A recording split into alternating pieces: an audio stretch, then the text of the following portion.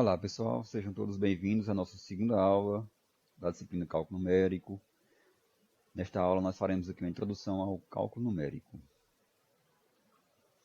Como roteiro da aula, nós faremos primeiro a introdução, falaremos sobre problema físico e modelo matemático, sobre métodos analíticos versus métodos numéricos, daremos enfoque aos métodos numéricos e, por último, falaremos sobre teoria dos erros.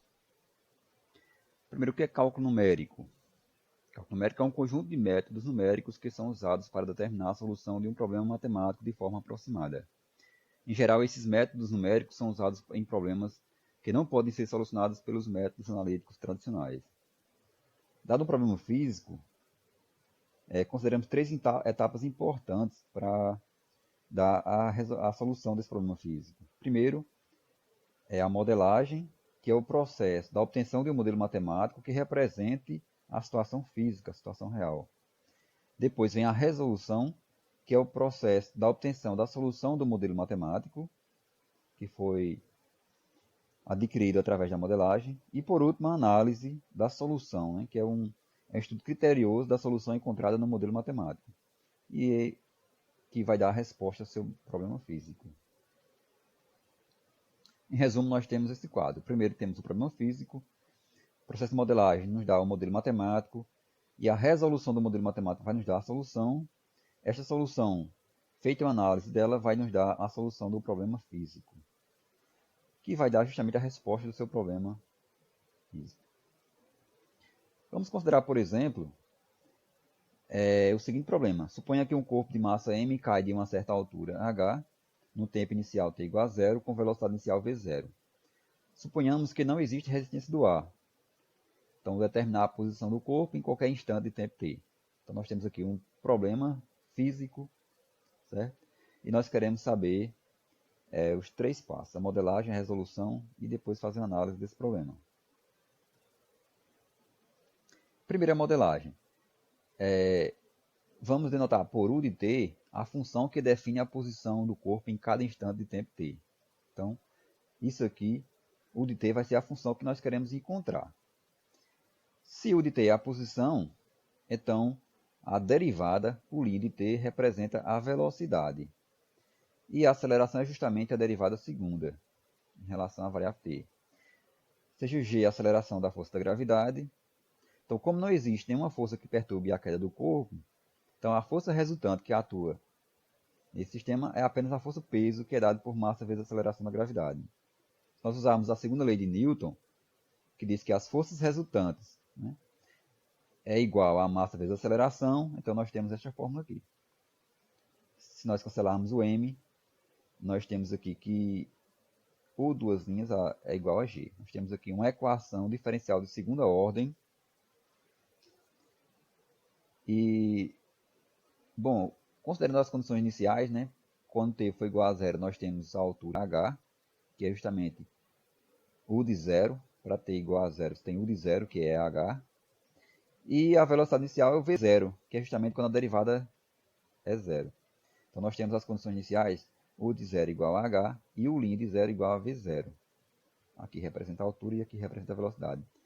Com essas condições iniciais e com essa equação diferencial de segunda ordem, nós temos o PVI, que é um problema de valor inicial, que é dado por isso aqui. Então, este aqui é o modelo matemático que representa a nossa situação física. Essa é a modelagem que nós fizemos para encontrar o modelo matemático. O próximo passo é a resolução desse modelo matemático. Na resolução, primeiro nós vamos resolver esta equação diferencial de segunda ordem. Esta equação vai ser resolvida usando as técnicas de integração. Normal, pode integrar essa função aqui duas vezes. Estou usando as técnicas lá das equações diferenciais, os métodos de resolução de uma equação diferencial de segunda ordem. Quando resolvemos essa equação e usamos as condições iniciais, nós temos justamente a solução, que é dada por essa função, u de t igual a h mais v0t mais 1 meio de gt ao quadrado. Então, essa função aqui é a solução do problema matemático, do seu modelo matemático, e que vai dar a posição do corpo em qualquer instante de tempo t. Observe que se u de zero vai ser igual a zero, né? Quando t for zero aqui, olha, aliás, o de zero vai ser igual a h. Se derivarmos a função u de t em relação a t, aqui vai ficar apenas o v0 e uma parcela que depende de t, portanto, a derivada em zero vai ser igual a v0. Isso satisfaz as condições iniciais. Então, essa função aqui, ela representa a solução do seu problema matemático.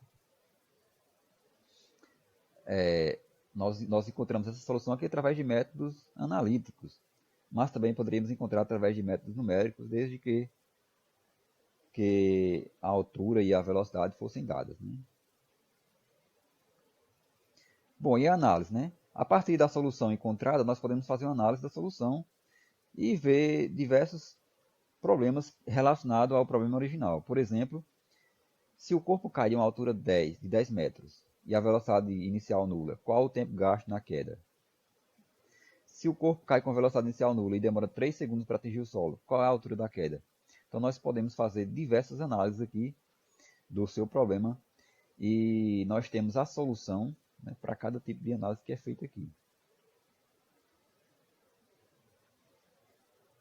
Bom, na resolução dos modelos matemáticos, usamos os métodos analíticos, que nos dão solução exata, e os métodos numéricos, que nos dão solução aproximada. Vamos ver aqui, os métodos analíticos, né, primeiro, usam-se fórmulas matemáticas pré-estabelecidas, a solução é exata, é restrita a alguns tipos de problemas. Por exemplo, a função exponencial de x ao quadrado ela não possui primitiva, ou seja, essa integral aqui ela não pode ser resolvida pelas técnicas de integração que conhecemos. Então, neste caso aqui, só dá para resolver essa integral aqui de modo numérico. A integral definida é resolvida de modo numérico. Da mesma forma, esta equação diferencial, ela não existe técnicas das equações diferenciais que determinam a solução dessa equação de modo analítico. Então, ela só pode ser solucionada através de métodos numéricos. Os métodos analíticos eles são impraticáveis quando o problema envolve muitas variáveis. Fica muito cansativo e, às vezes, fica realmente impraticável. Possui menos erro na fase de resolução, isso aqui é uma vantagem. Resolve EDPs não lineares apenas em alguns casos particulares. Então, isso também é um problema. Já os métodos numéricos, em geral, nós temos a solução aproximada. Pode ser aplicado a muitos problemas, né? Existe é muito amplo as aplicações dos métodos numéricos, inclusive onde os métodos analíticos não são aplicáveis. Possui mais erros que os métodos analíticos na fase de resolução. Isso aqui é uma falha dos métodos numéricos. E a gente usa algoritmos na fase de resolução. Exemplo, considere um sistema onde aparece aqui uma tensão e um resistor. Queremos saber a corrente nesse sistema. Então, nós temos aqui, pela equação de Kirchhoff, né, pela lei de Kirchhoff, nós temos uma equação simples que representa esse sistema. No caso aqui, V menos R igual a zero. Daqui, nós encontramos o I, é só encontrar I igual a V sobre R, que é a solução desse sistema, encontrada de modo simples, de modo analítico. Agora, imagine que nesse mesmo sistema é introduzido um diodo semicondutor. Então, aqui nós temos agora um problema porque esse novo componente ele tem uma função que é não linear. Ele se comporta de modo não linear. Aparece aqui um ln, né, um termo aqui, onde aparece o ln, e isso aqui se comporta de modo não linear. Então, nós temos, por exemplo, a equação que governa o sistema agora é dada por esta equação. É a equação não linear e, portanto, não pode ser solucionada por métodos analíticos, somente por métodos numéricos. Bom, os métodos numéricos se caracterizam por possuírem uma sequência de passos iterativos a serem seguidos. Parte de uma solução inicial até chegar a uma solução aproximada do problema. Então, a primeira etapa é justamente a escolha dessa solução inicial.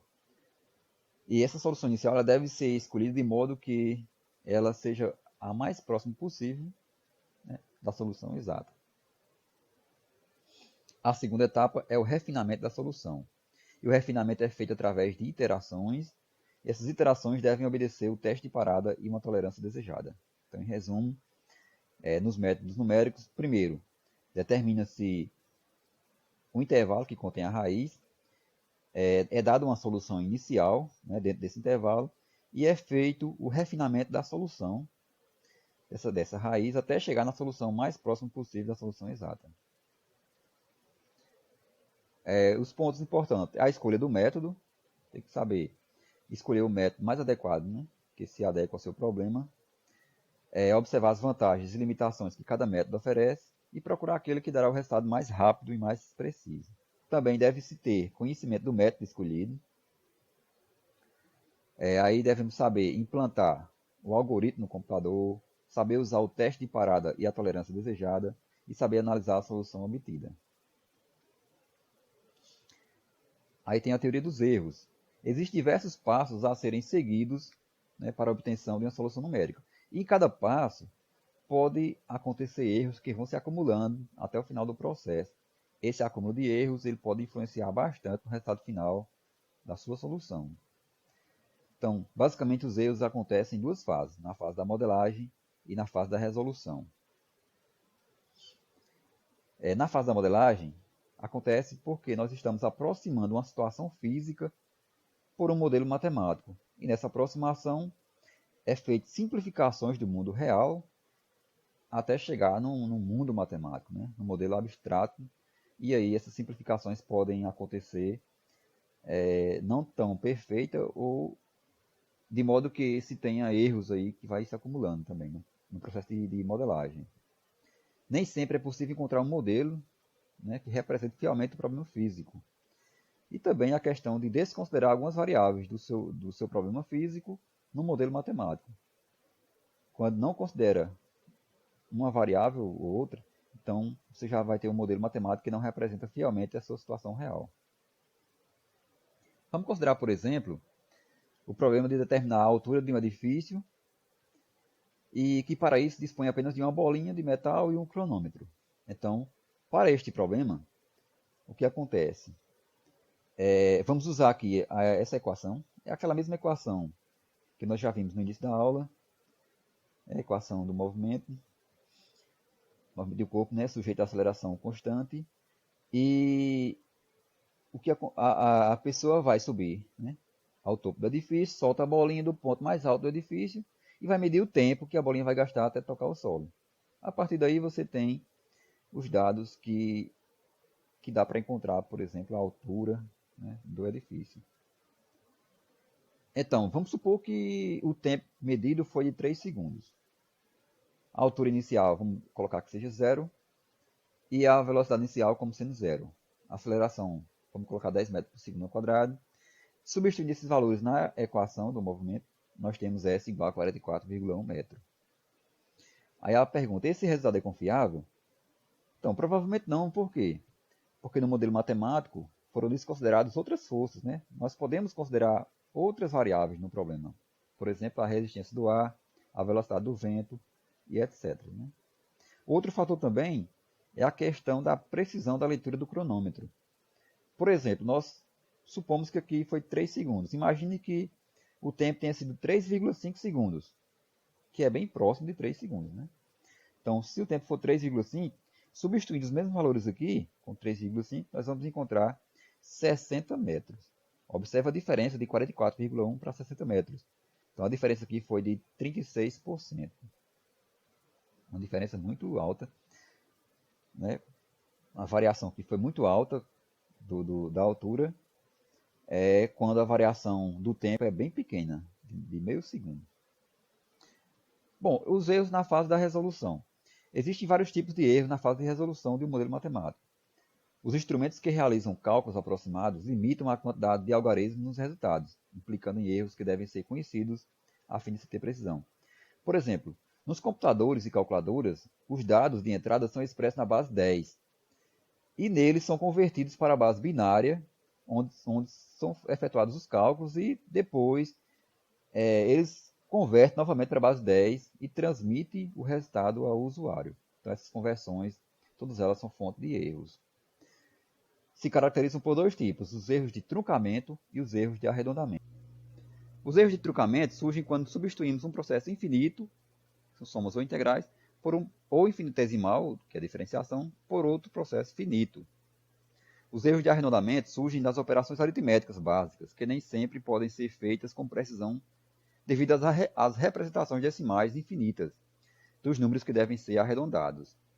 Então, mesmo se os dados de um problema podem ser expressos exatamente por representações decimais finitas, aí tem a divisão, que pode introduzir números que devem ser arredondados, e a multiplicação também, né? Pode produzir mais dígitos do que podem ser mantidos. Por exemplo, nos erros de truncamento, nós temos a aproximação de Taylor, que aproxima uma função por um polinômio de Taylor, que é um polinômio finito, e mais uma parcela aqui do resto. Então, a série de Taylor é uma série infinita, e nós aproximamos a função por um polinômio de Taylor, que é um polinômio finito. O erro aqui, no caso, é menor do que o módulo do resto que aparece aqui. Por exemplo, a função seno de x é dada por uma série infinita. E quando aproximamos o seno de x por 3 termos, por exemplo, né? Então nós estamos truncando essa série aqui. Nós estamos simplesmente desprezando os demais termos que vem aqui na série. Isso aqui é um erro que se comete, no caso o erro de truncamento. Tanto isso acontece na função seno, por exemplo, a ln de x, da mesma forma, exponencial de x, seno de x e cosseno de x. Também nós temos aqui, por exemplo, na derivada, na função derivada, nós temos a derivada é o limite dessa expressão quando h vai para zero. Quando na verdade, nós estamos aproximando a função derivada por essa expressão. Também nós estamos cometendo um erro de truncamento. Da mesma forma, aqui, para determinar o valor desse E, que é o número de Neper, né? A base do logaritmo natural, e nós também estamos cometendo um erro de truncamento. Para falar sobre erros de arredondamento, vamos falar primeiro sobre algarismos significativos. Primeiro, imagine essa régua aqui. Nós queremos saber o valor de x. É dado aqui em centímetros. Nós podemos ver que esse 5 é um valor exato. E aqui depois do 5, nós podemos ver que esse valor está aqui depois do 6. Né? Então, nós podemos dizer que o 5, aqui é 5,6 e aqui pode ser qualquer valor. Então, eu coloquei aqui 5,67, 68, 69. Então, podemos ver que o 5 é um algarismo exato. Né? Aqui eu sei que está entre 5 e 6, então 5 é exato. Aqui está entre 6 e 7, então eu posso dizer que o 6 também é exato. E esses aqui são duvidosos, esse 7, o 8 e o 9. Então, nós temos aqui uma medida em que 5 é exato, 6 é exato e o 7, 8 ou 9 é duvidoso. Provavelmente aqui deve estar mais próximo de 5,8, 5,68, 5,69. Algarismos significativos são os algarismos usados em uma medida que se tem certeza de estarem corretos, admitindo-se apenas o uso de um algarismo duvidoso, no caso o último à direita. O uso de algarismos significativos está relacionado com o fato de que uma grandeza física sempre possui medida aproximada, por mais preciso que seja o aparelho utilizado e por mais habilidoso que seja o medidor. Esta aproximação é devida ao número de algarismos que utilizamos para representar a medida. Como nenhuma medida é exata, toda medida possui um algarismo duvidoso, que é o último algarismo significativo à direita. O erro estimado de uma medida deve conter somente o seu algarismo mais significativo, e os demais devem ser usados no máximo para efetuar arredondamento ou simplesmente desprezados. Por exemplo, imagine que numa medida a média deu esse valor e o erro este valor. Então, como o erro da medida encontra-se nos décimos de centímetros, então não faz sentido apresentá-lo do jeito que está aqui, né? Se referindo aos centésimos e milésimos de centímetros. Então, esse 3 e o 2, eles simplesmente podem ser desconsiderados, ou então só usados para fazer arredondamento. No caso aqui, o modo correto de escrever este erro seria 0,4 centímetros. À medida que você tem o erro aqui, você já pode olhar para o valor da medida da média. E no caso, observe que esse zero aqui, ele não afeta esse 9. E o 4 que aparece aqui, ele já afeta esse 5. Então, esta medida aqui, você pode dizer que esse 4, 2 e o 3 são algarismos que devem ser desconsiderados. Então, somente o 5 é um algarismo duvidoso e o 9 é exato. Então, 9 é um algarismo exato porque ele não é alterado pelo erro. E o 5 é duvidoso porque ele já é alterado pelo erro. No caso, por 4 aqui. Ou seja, a medida que poderia ser colocada da forma 9,5 mais ou menos 0,4, que é o que nós colocamos aqui. Bom, existem algumas regras associadas aos algarismos significativos. Primeiro, 0 à esquerda do primeiro algarismo significativo diferente de 0 não são algarismos significativos. Por exemplo, 25,3 centímetros e 0,253 metros possuem a mesma medida, mas possui também 3 algarismos significativos. Né? Aqui possuem 3, aqui possuem 3. Apesar de aparecer um 0 aqui, esse 0 ele não é significativo. Da mesma forma, esses demais números que aparecem aqui. Ó. Observe que 3 é igual a 0,3 vezes 10, que é igual a 0,03 vezes 10 ao quadrado. Então, apenas um algarismo significativo. Esses zeros aqui não contam. A base 10 também, ela não conta como algarismo significativo. Apenas o que aparece aqui. Zeros à direita são significativos, né? Por exemplo, 25,3 centímetros e 25,30 centímetros são diferentes. São medidas diferentes. Esta aqui é mais precisa, 25,30. Possui 4 algarismos significativos. E 25,3 é menos preciso. Possui apenas 3 algarismos significativos. Zero situado entre algarismos significativos é também significativo. Por exemplo, 25,3 é diferente de 25,03. Aqui possui 4 algarismos significativos e aqui só 3. Número sem vírgula possui o último algarismo à direita, diferente de zero, como duvidoso. 240, o 4 é duvidoso. O 2 seria exato e o 4 duvidoso. Esse zero ele pode ser descartado. Né? Porque ele não é algarismo duvidoso. Porque você pode escrever, por exemplo, 2,4 vezes 10 ao quadrado. Então, nós teríamos aqui o 4 duvidoso e o 2 como sendo exato. A base 10 ela não conta como algarismo significativo. Da mesma forma os demais aqui. Número com vírgula possui o último algarismo à direita, inclusive zero, como duvidoso. Aqui, como aqui já tem vírgula, então 24,230, todos os algarismos são significativos e esse último aqui é duvidoso. O zero que é duvidoso. Da mesma forma que o 1 é significativo, mas ele é duvidoso. É o menos significativo. O primeiro algarismo duvidoso é o primeiro algarismo após a unidade utilizada. E como já tinha falado antes, em notação científica, a base 10 não conta como algarismo significativo. Apenas o que aparece aqui. Né? Erros de arredondamento. Para que uma medida seja apresentada com um número de algarismos significativos apropriado, é preciso fazer um arredondamento do resultado. Então, os arredondamentos podem ser por corte ou para o número mais próximo. No arredondamento por corte, é bem simples, é só desprezar os demais dígitos. Por exemplo, para esse número aqui, imagine que eu queira deixar aqui com 5 casas após a vírgula. Então, eu simplesmente desconsidero os demais aqui. 8, 3, 5, 6. Simplesmente corta aqui. Então, fica o resultado aqui. Não importa o arredondamento, é só pelo corte mesmo. E tem um arredondamento para o número mais próximo. Neste caso, trabalha-se com N algarismos significativos, analisando o algarismo de ordem N mais 1 e arredondando o algarismo de ordem N. Usamos aqui duas normas, a nacional e a internacional. Por exemplo,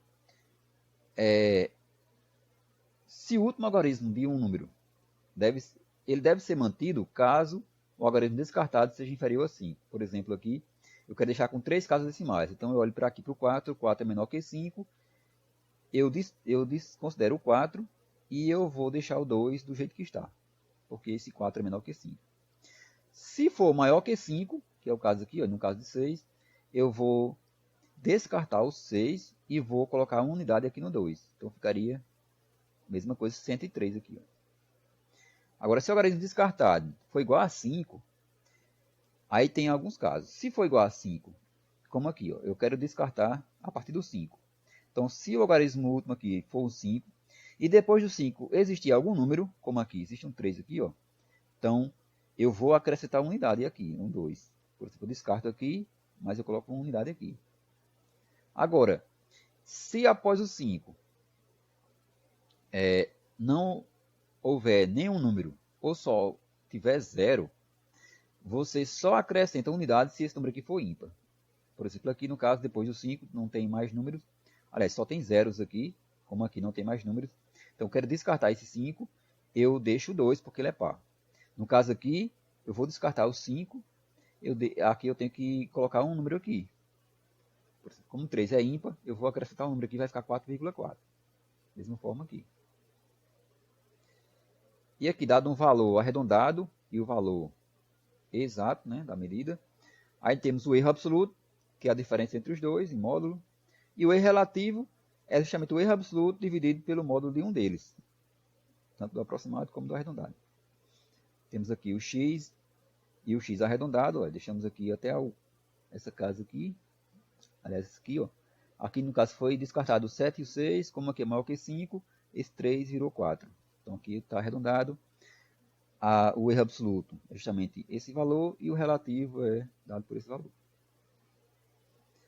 Bom, se uma pequena variação nos dados de entrada de um problema levar a uma grande diferença no resultado final, essa operação é dita mal condicionada. Ela não converge para um resultado confiável.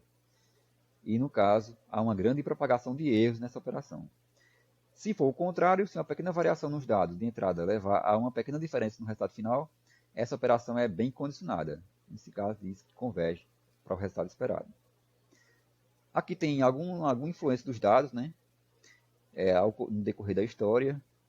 Temos, por exemplo, em 91, na Guerra do Golfo, no lançamento de um míssil, houve um erro na limitação da representação numérica e a consequência foi um erro de 0,34 segundos no cálculo do tempo de lançamento. Também aqui em 96, na Guiana Francesa, foguete Ariane. Então, o erro também foi limitação na representação numérica. A consequência foi um erro de trajetória de 36,7 segundos após o lançamento. E nesse aqui deu um prejuízo de 7,5 bilhões. Então, para ver que os erros eles realmente são importantes, né? Tem que ter muito cuidado para que tenha o menor erro possível. Bom, é isso aí, pessoal. Esta foi a nossa segunda aula. Até a próxima.